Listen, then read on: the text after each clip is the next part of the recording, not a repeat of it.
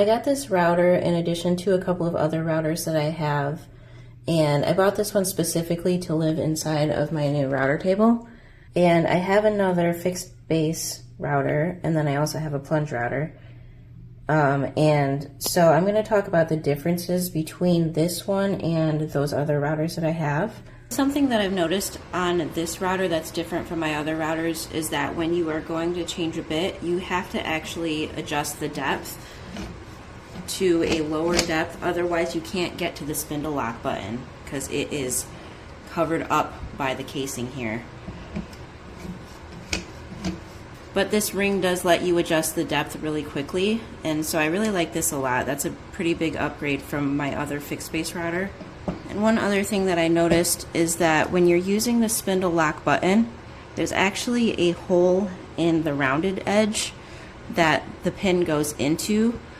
I was just trying to take a bit out, and I had it against the flat end, which I think is how it works on my other routers,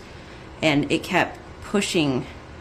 that pin back out, and I was wondering why it was turning, but now I realize that there is actually a hole for that pin to lock into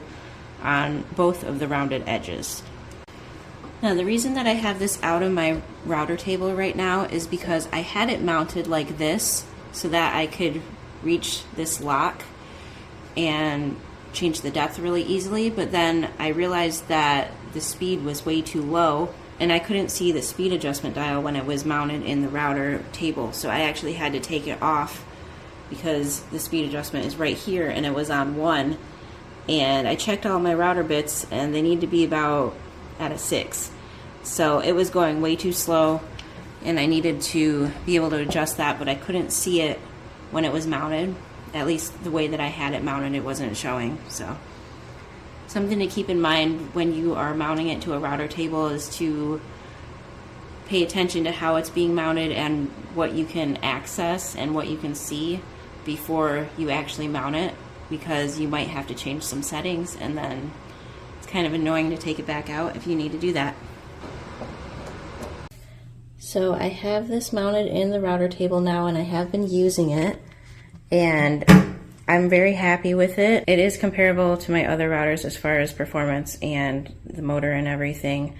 So I have no complaints about it. I think it was a good choice for me to mount in my router table, and it would also be great handheld as well.